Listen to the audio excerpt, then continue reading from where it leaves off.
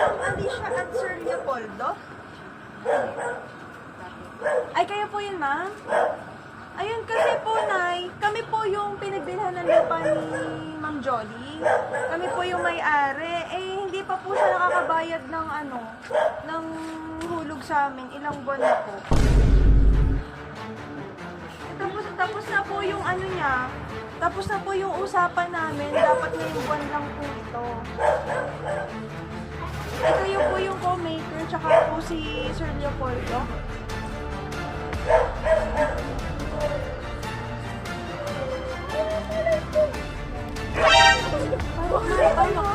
May bayarin pala. Paano po kaya yun? Kasi kayo po yung naka-co-maker, ma'am. Eh, 100,000 pa po yung balance sa amin. Dapat kayo. Dapat kayo. Paano yan? Di ba po ba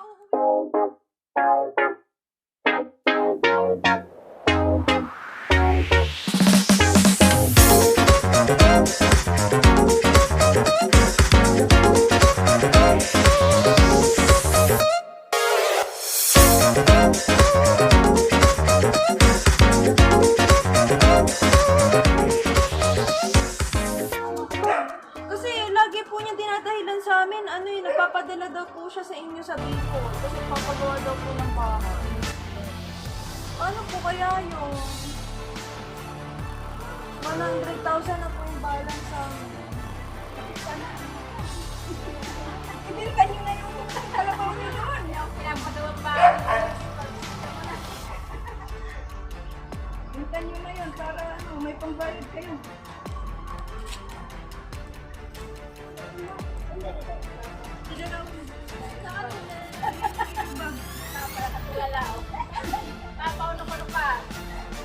Nasa po si Sir Leopoldo? Kayo po.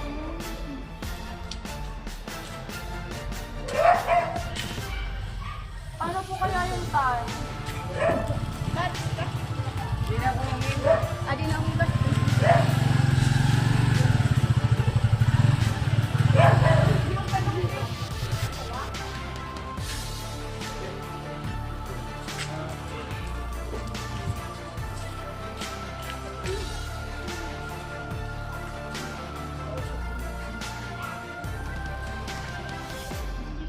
Ano po kaya yun?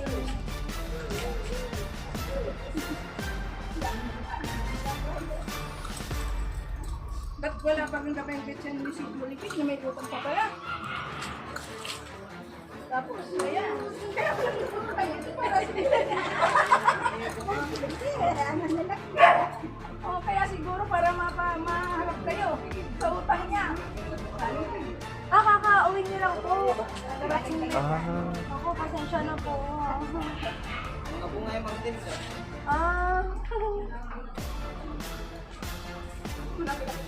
Ay, paano po? May papipirma na lang po muna kaya kami sa inyo. Para po sa susunod na kaso na andun po. Okay lang po kaya? Pag-usapan na lang po natin doon. Pakita mo kayo na sir yung yung dito naman para Kontrata. Opo, mayroon po Kasi kasi. po 100,000 na po yung balance niya sa amin. Mahirap naman po na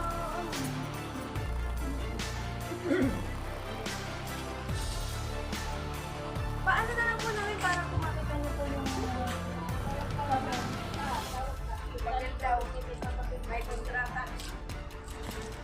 Nandito pa yung envelope saka yung ballpen. Adi? Pangawak mo.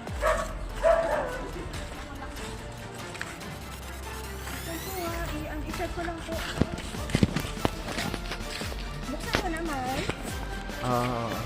Ay, na, dyan sila. Ay, pinakalam ko. Tatay. Pwede po papaano po ako. Ito po. Ayaw nga po sila. At mainit. Na-stress yan. Kasi pasensya na po, na-stress ko kayo. Sabado. Sige man, taas mo na. Oo.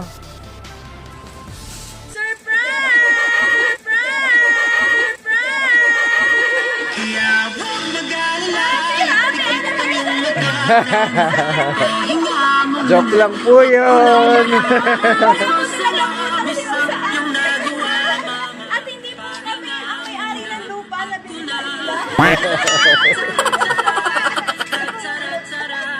Pasensya na po sa stress. Napapatusan lang po kami kaya kami walang stress na po sa inyo. Pasensya na po.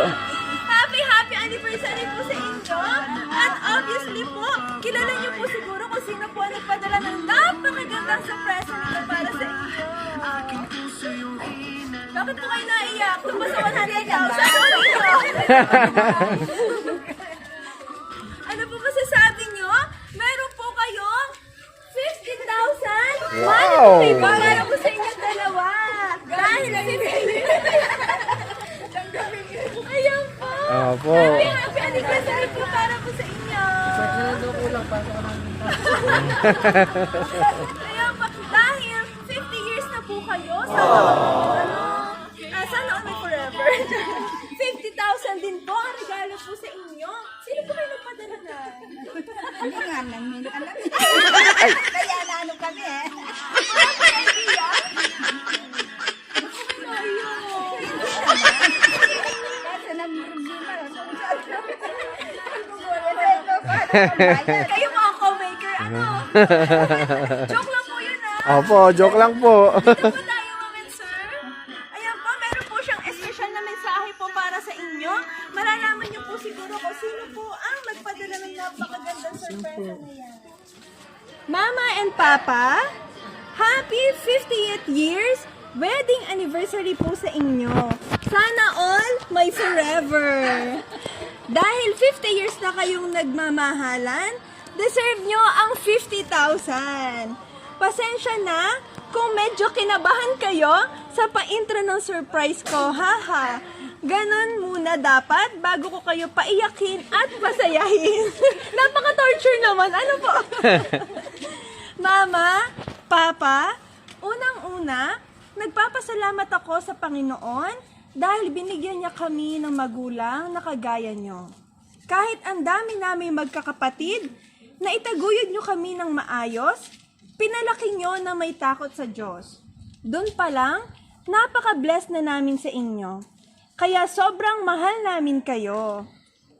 Kung natuloy lang sana yung celebration natin sa anniversary nyo, nandito sana ako, mayayakap ko na sana kayo at kumpleto sana ang pamilya natin. Siguro may hinta po kayo kung sino.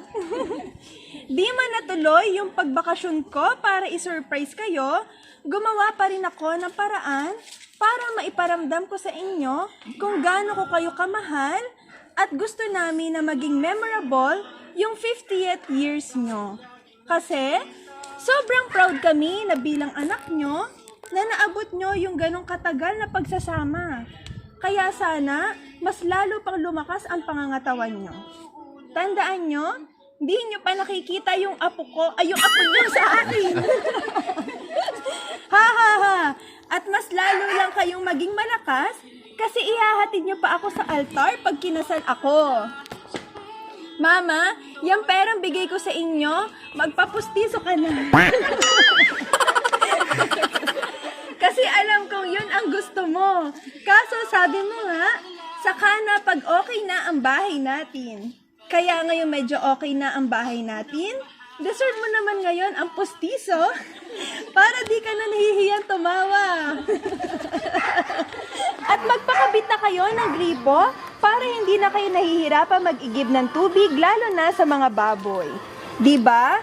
Pinangako ko naman sa inyo na gagawin ko ang lahat makatulong lang sa inyo at masuklian yung mga sakripisyo nyo sa aming magkakapatid. At kayo din ang dahilan kung bakit pinursigi ko ang Taiwan. Para medyo makaraos tayo sa buhay. Kasi ranas na ranas ko yung hirap ng buhay natin noon.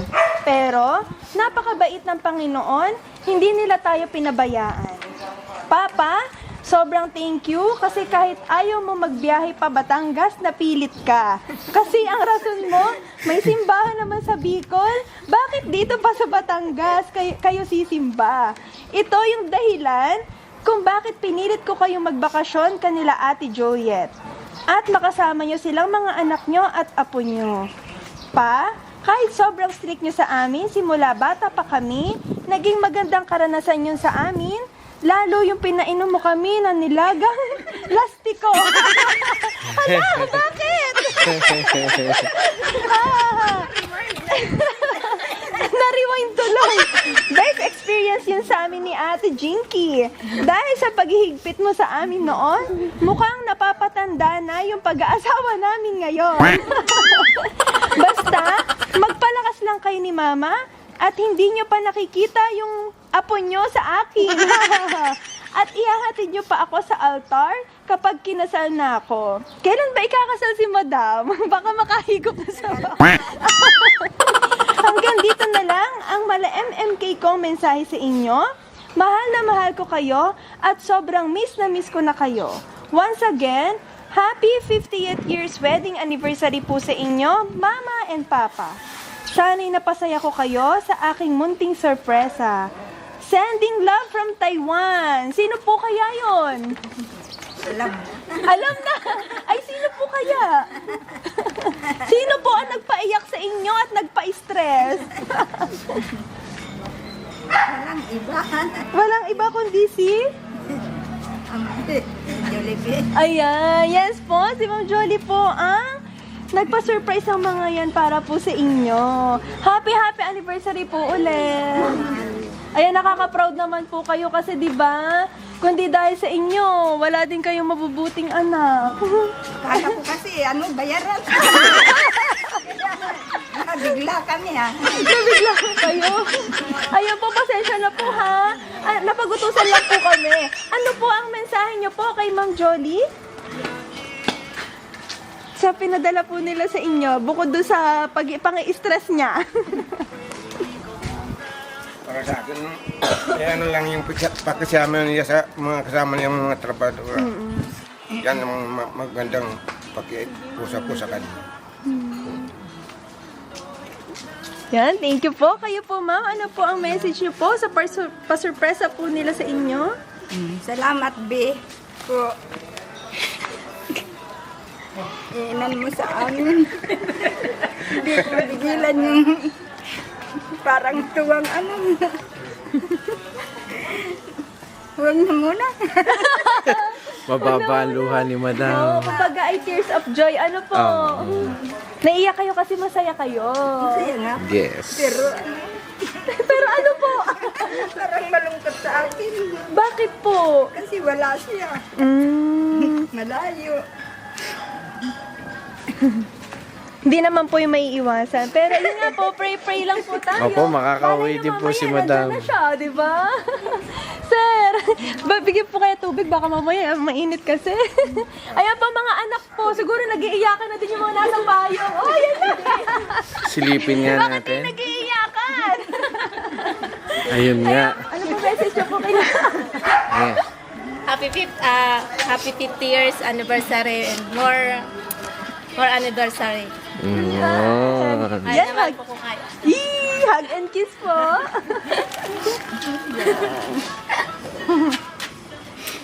Yan, kayo po ma'am. Naku, naiyak na din si ma'am na nagtatago. Happy anniversary sa inyo, Papa, Mama. Enjoy! Happy anniversary ma, pa. No more message na. No, my Basta magpakalakas palagi. Kasi ibang drama na yan.